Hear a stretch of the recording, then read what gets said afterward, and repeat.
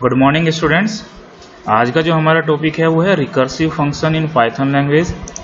आज जो हम डिस्कस करेंगे रिकर्सिव फंक्शन के बारे में करेंगे डिस्कस कि कैसे एक रिकर्सिव फंक्शन को क्रिएट किया जाता है, कैसे उसको कॉल किया जाता है और देन उस फंक्शन को लिखने के एडवांटेजेस और डिसएडवांटेजेस की बात करेंगे। ठीक है गाइज। सो रिकर्सिव फंक्शन एक नॉर्मल फंक्शन की तरीके से ही काम करता है, होता वही है, बट इस पर्टिकुलर का मीनिंग है कि a function that call itself, एक फंक्शन जो अपने आप को कॉल कर रहा है, ऐसे फंक्शन को हम रिकर्सिव कहते हैं। ठीक है। सो हम देखते हैं कि रिकर्सिव टर्म का मीनिंग क्या है यहाँ पर। Recursion is the process of defining something in terms of itself. जब वो प्रोसेस अपने आप को बार बार कर रहा है, इस तरह की सिचुएशन को हम रिकर्जन बोलते हैं। इसमें एक एग्जाम्पल दिया गया है। क्या एग्जाम्पल दिया गया है कि ये physical world example would be to place two parallel mirror facing each other. एक एग्जाम्पल है कि हम अगर दो मिरर को आमने सामने रख देते हैं और एक ऑब्जेक्ट उनके बीच में रख देते हैं, देन देखेंगे कि जो रिफ्लेक्शन होगा कि वो रिफ्लेक्शन लगातार आपको वो इमेजेस एक के बाद एक वो दिखाई देती रहेगी। तो दैट टाइप ऑफ जो हमारा जो फीचर है इसको हम रिकर्जन बोलते हैं। ठीक है। तो इस पर्टिकुलर फंक्शन में भी काम वर्किंग वही है, जैसे लिखने का तरीका भी वही रहेगा, थोड़ा डिफरेंट रहेगा, बट जैसे एक यूजर डिफाइंड फंक्शन लिखते हैं कि एक डेफिनेशन लिखते हैं देन उसको कॉल करते हैं। ठीक है, वैसे ही करेंगे, बट यहाँ पर जो कॉलिंग होगी वो दो जगह पर होगी। फर्स्ट कॉलिंग होगी आपकी फंक्शन के इनसाइड में, जिस फंक्शन की डेफिनेशन लिख रहे हैं, दूसरा फंक्शन की आउटसाइड, दैट मीन्स जहाँ पर हम फंक्शन को एक्चुअल में मेन प्रोग्राम में जहाँ पर कॉल करना है। ठीक है। तो गाइज अब इसके बारे में आगे पीपीटी में देखते हैं कि क्या क्या इसके बारे में और दिया गया है। तो रिकर्सिव का मैंने बताया था, recursion refer to programming technique in which a function call itself either directly और इनडायरेक्टली, डायरेक्टली कॉल करे या फिर इनडायरेक्टली कॉल करे अपने आप को। सो जैसे एक एग्जांपल दिया गया है, you must have notice that in many programs a function call other function. हमने देखा कि कई फंक्शन दूसरे फंक्शन को कॉल कर लेते हैं। ठीक है। तो अब यहाँ पर दो मेथड देखते हैं कि रिकर्जन होता क्या है, क्या क्या इसके लिए रिक्वायरमेंट होती है, उसको हम सही से देखेंगे कि मस्ट भी इसमें सीधा सीधा बताया गया कि एक कंडीशन होनी चाहिए, एक क्राइटेरिया होनी चाहिए जिसके थ्रू उस पर्टिकुलर फंक्शन को वो कॉल कर सके, और देन उसके बाद वो कॉलिंग को कॉल करता रहे अनटिल जब तक कि वो कंडीशन सेटिस्फाई हो जाती है। ठीक है, इसके बारे में हम आगे डिस्कस करते हैं। सो एक एग्जाम्पल दिया है यहाँ पर, जैसे रिकर्सिव फंक्शन में होगा a function call itself to complete it working, this is recursion. Normally एक फंक्शन दूसरे फंक्शन में हम कॉल करा लेते हैं, नॉर्मल चीज हो गई, लेकिन एक फंक्शन में उसी फंक्शन को कॉल कराना, यही हमारा रिकर्जन हो गया। जैसे एक एग्जांपल दिया है यहाँ पर, डिफाइन किया ए, ठीक है, और देन ए को इसने यहाँ पर कॉल किया फंक्शन के डेफिनेशन के अंदर। ठीक है। दूसरा एक सम फंक्शन लिया है, देन सम को फिर इसने यहाँ पर कॉल किया। तो गाइज अब ये तो हो गया नॉर्मल सी बात। अब एक एग्जांपल के थ्रू हम इसको सोल्व करते हैं। एक मैथमेटिकल एग्जांपल है, बड़ा कॉमन सा एग्जांपल है जिसका हम यूज नॉर्मली रिकर्सन में करते हैं। बाकी आपको और भी मैं एग्जांपल्स यहाँ पर बताऊंगा, उनके बारे में डिटेल में हम देखेंगे। तो फर्स्ट एग्जांपल जो हमारे पास है वो है फैक्टोरियल का एग्जांपल। ठीक है। इस एग्जांपल में फैक्टोरियल का मतलब आपको पता ही है कि किसी नंबर का फैक्टोरियल मीन्स कि उस नंबर को हमें डिक्रीज करते हुए एक डिक्रीज करते हुए अनटिल 1 तक उसको मल्टीप्लाई करना है। जैसे 6 का अगर हमें क्या निकालना, फैक्टोरियल निकालना है, तो 6 का फैक्टोरियल क्या होगा, 6 multiply 4 multiply 6 multiply 5 multiply 4 multiply 3 multiply 2 multiply 1। ठीक है। तो ये 720 इसका आंसर आ जाएगा। सो उसी तरह का यहाँ पर एग्जांपल लिया है। सो गाइज यहाँ पर लूपिंग से को यूज ना कर करके इसने फंक्शन को ही यूज किया है, फंक्शन की कॉलिंग को यूज किया है। इस सिंपल प्रोग्राम को हम लूपिंग के थ्रू भी बना सकते हैं। ठीक है ना।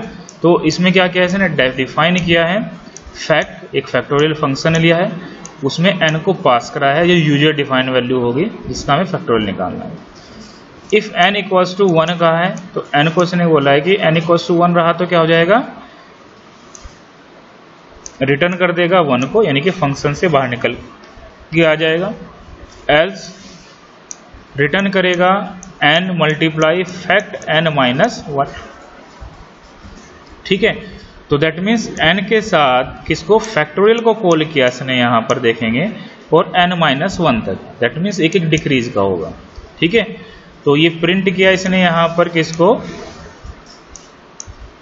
Factorial is fact 5। ये एक सिंपल सा एक प्रोग्राम हो गया जिसको हम देखेंगे। तो गाइज इसको रन करके देखते हैं किस तरीके से ये प्रोग्राम रन होगा, इसको देख लेते हैं। यहाँ पर एक फंक्शन की हम डेफिनेशन लिखते हैं। हमने कहा कि डेफिनेशन मैंने क्या किया, फैक्ट में मैंने कॉल कराया n को, देन इसके बाद मैंने लिखा यहाँ पर int if n equals to 1,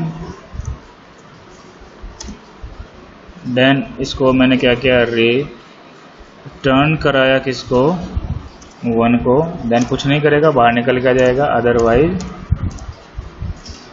else यहाँ पर मैंने रिटर्न किया किसको, n मल्टीप्लाई फंक्शन को ही हम यहाँ पर रिटर्न कर देते हैं, लेकिन एक वैल्यू -1 करके। ठीक है, जिससे कि ये एक कंडीशन सेटिस्फाई, ये इनफाइनाइट लूप ना चले। ठीक है, अदरवाइज ये इनफाइनाइट लूप हो जाएगा, जिससे फिर हमारा जो है रिजल्ट वो नहीं मिलेगा। ठीक है गाइस, अब मैंने यहाँ पर एक ये फंक्शन की डेफिनेशन हो गया। फंक्शन से बाहर आकर के हम कह सकते हैं कि यहाँ पर हम ले लेते हैं ये मेन प्रोग्राम को। ठीक है, मेन प्रोग्राम में मैंने उस नंबर को एंटर किया जिसको मैंने इंट दूंगा बाय डिफ़ॉल्ट, क्योंकि स्ट्रिंग होता है। सो गाइज ये ध्यान रखना है, जो बेसिक कंसेप्ट हमने रीड किए हैं उनको ज़रूर ध्यान रखें। एंटर द नंबर, हम उस नंबर को एंटर करेंगे। ठीक है, और देन यहाँ पर मैंने इसको बंद किया इंट करके।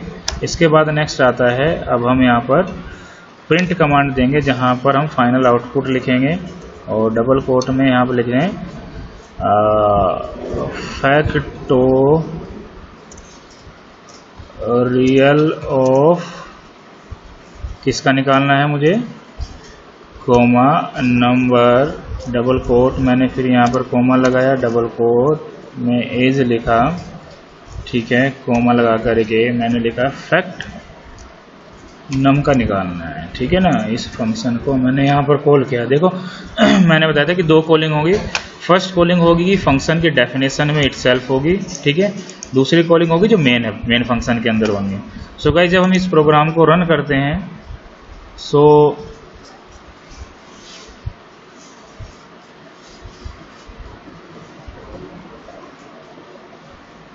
इंडेंटेशन इसमें प्रॉब्लम करता ही करता है यार।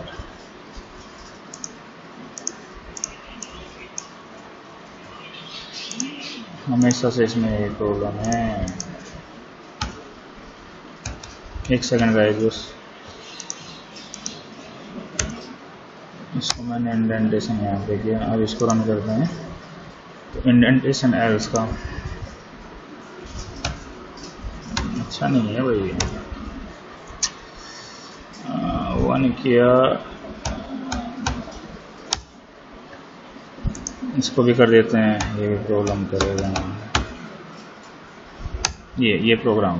ठीक है ना गाइस, तो जब हम इसको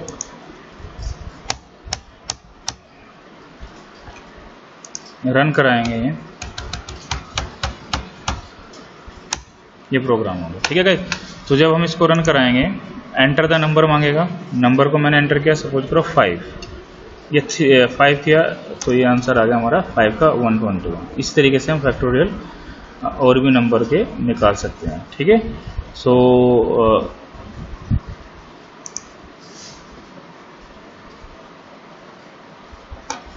ये एक प्रोग्राम था जिसमें के थ्रू हमने फैक्टोरियल निकाला। तो यहाँ पर अगर हम इसको डिफाइन करने की कोशिश करें, इसको मैं एग्जांपल में पूरी एक इमेज के थ्रू आपको बताता हूँ किस तरीके से इसको हम देखेंगे यहाँ पे इस पर्टिकुलर प्रोग्राम। ठीक है, तो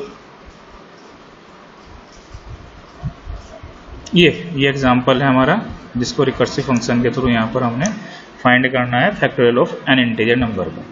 सो इस एग्जांपल में मैंने अभी आपको सारी चीज़ें बताई कि किस तरीके से होगा। एक डेफिनेशन होगी, देन उसके बाद if x equals to 1 return करेगा 1 को, एल्स रिटर्न करेगा x फैक्टोरियल को, इसको num 3 प्रिंट कर देंगे यहाँ पर num इक्वल्स टू ये। ठीक है, सो अभी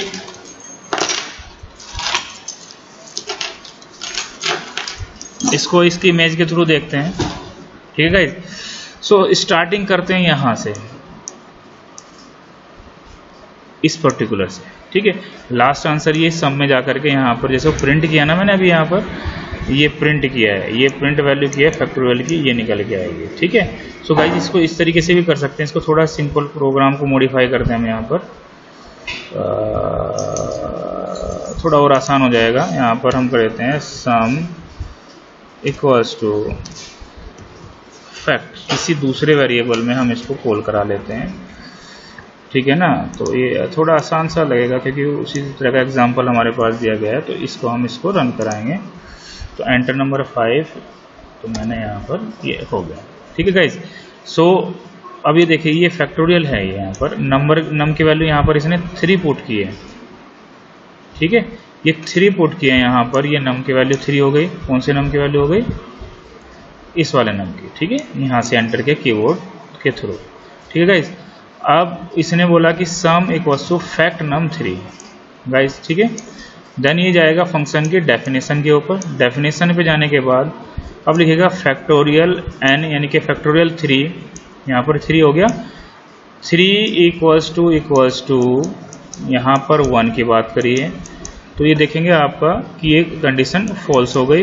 सो अब यहाँ कहाँ पे जाएगा? ये रिटर्न करेगा। अब रिटर्न लिखा है इसने यहाँ पर n की वैल्यू कितनी है बेटा? यहाँ पर हमारी 3 मैंने पुट की थी यहाँ पर। ठीक है, factorial n minus 1, 3 minus 1 equals to 2। तो अब देखेंगे ये जो फंक्शन आ गया यहाँ पर फैक्टोरियल 2 आ गया। ठीक है, अब ये दोबारा से कहाँ जाएगा? फिर जाएगा ये इसकी डेफिनेशन पे। तो अभी तक जो हमारा जो आउटपुट है यहाँ पर वो कितना है? n multiply. अब फंक्शन कॉल किया तो फंक्शन की डेफिनेशन फिर जाएगी। तो यहाँ पर देखेंगे ये डेफिनेशन दी गई है। देन फैक्टोरियल 2 हो गया, condition equals to 2 equals to 1 equals to false हो गई। रिटर्न करेगा 1 को, एल्स रिटर्न करेगा n मल्टीप्लाई। ठीक है ना, n मल्टीप्लाई, यहाँ पर ये मल्टीप्लाई, n मल्टीप्लाई फैक्टोरियल यानी कि 2 मल्टीप्लाई 1। तो इसका आंसर कितना आ गया? अभी ये वाला आंसर आ गया 2 3। अभी फाइनल जो हमारे पास अभी देखें इस दोनों लूप के बाद तो ये आया 3 मल्टीप्लाई 2 मल्टीप्लाई फैक्टोरियल 1, ये मान के चलेंगे। ठीक है, अब इसको फिर ये डिफाइन करेगा। डिफाइन करने के बाद कंडीशन से क्या जाएगा? ये बाहर आ जाएगा। रिटर्न करेगा 1 को। तो अभी यहीं पर ही है, यहाँ पर ये। ठीक है, तो अभी जो मेरा होगा इसका जो फाइनल होगा रिटर्न करेगा 3 मल्टीप्लाई 2 मल्टीप्लाई रिटर्न 1 आ गया। तो उसका मीनिंग क्या आ गया हमारे पास? ये 6 आ गया। ठीक है गाइज, तो सम में क्या वैल्यू जाएगी? अब ये 6 वैल्यू यहाँ पर पहुँच जाएगी। तो 6 जाने पर क्या होगा आंसर हमारा? 6 इसका आंसर आ जाएगा। ठीक है, तो सम ऑफ फैक्टोरियल का ये आ गया। क्लियर में हिसाब से क्लियर हो गया होगा आपके ये पर्टिकुलर एग्जाम्पल है यहाँ पर। तो अभी कहाँ पर थे हम बात कर रहे थे इस। ठीक है गाइस, तो रिकर्सिव फंक्शन का एक एग्जाम्पल है जो यहाँ पर देखेंगे फैक्टोरियल फंक्शन अपने आप को रिपीट कर रहा है अनटिल इस तक। ठीक है, सो रिकर्सिव फंक्शन क्या हो सकते हैं? 2 टाइप के होंगे, can be 2 type. First one है डायरेक्ट रिकर्सन और दूसरा होता है इनडायरेक्ट रिकर्सन। डायरेक्ट रिकर्सन का मतलब हो गया कि फंक्शन के अंदर ही दूसरे अपने को रिकॉल कर देना, या फिर इनडायरेक्ट का हो गया कि फंक्शन की डेफिनेशन में देखोगे b को कॉल किया है लेकिन b में a को कॉल किया है, तो ये भी एक रिकर्सन का टाइप हो गया। Here a function is calling b and b is function calling a। तो जैसे हम ए को कॉल करेंगे तो वो बी को कॉल करेगा, बी को कॉल करते ही बी के अंदर फिर ए को कॉल हो जाएगा। तो ये फंक्शन बार बार रिपीट होता रहेगा। ठीक है। तो गाइज आगे मैंने भी ये बताया कि जब हमारे रिकर्सन में क्या क्या चीज़ें हैं। Recursion is a technique by which we can solve big computational problems and the repeatedly calling decrease the complexity of that problem. बड़ी बड़ी जो प्रॉब्लम्स है उनको ये यूज करने के लिए हम इसका यूज करते हैं। ठीक है।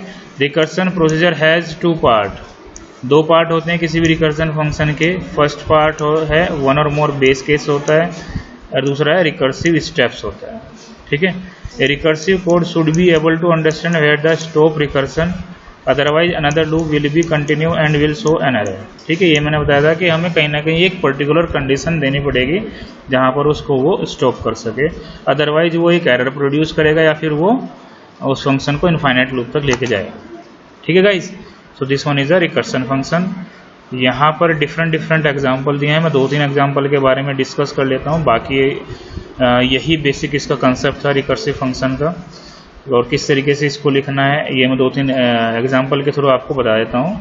जैसे यहाँ पर सम ऑफ n नंबर का देखेंगे। सम ऑफ m नंबर को अगर हम कोई नंबर एंटर करें और बोले कि फर्स्ट n नंबर्स का सम निकालिए, तो एक नॉर्मली लूप के थ्रू निकाल सकते हैं, आइदर भी हम यहाँ पर रिकर्सिव फंक्शन के थ्रू कर सकते हैं। तो सम ऑफ n के लिए n को m नंबर को मैंने पास किया। इफ़ नंबर इक्वल्स टू 1 है तो रिटर्न करेगा 1 को, एल्स रिटर्न करेगा number plus sum of n minus 1। वही सेम जिस तरीके से फैक्टोरियल निकाला था, लगभग वही यहाँ पर इसका लॉजिक नज़र आ रहा है। ठीक है। मेन प्रोग्राम में बिल्कुल वही लॉजिक है, बस इसने थोड़ा सा इसमें चेंज किया है। क्या? ये देखो, ये मैं बता देता हूँ कि जिस तरीके से क्या चेंज किया है इसने। ये नेट बंद कर दिया यार तूने, 1 सेकंड।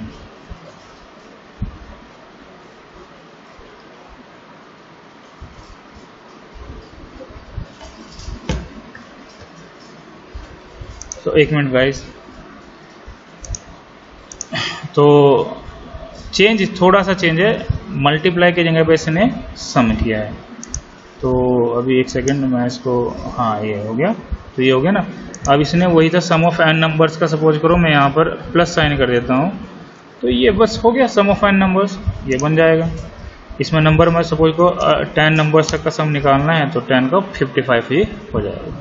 तो वही एग्जाम्पल, लगभग सेम एग्जाम्पल है। यहाँ पे साइन चेंज किया, यहाँ पर मल्टीप्लाई का। ठीक है गाइज। तो वर्किंग वही लगभग सेम यहाँ पर दी गई। दूसरा, जैसे इसने एक एग्जाम्पल पूरी तरीके से बताया कि सम ऑफ n नंबर्स निकालना है, तो यहाँ पर जैसे रिकर्सिव फंक्शन में हमने देखा था फैक्टोरियल वाले में कि 5 यानी कि n plus sum of n minus 1। तो सम ऑफ n का n माइनस 1 का हो गया 4, 5 माइनस 1 4 हो गया।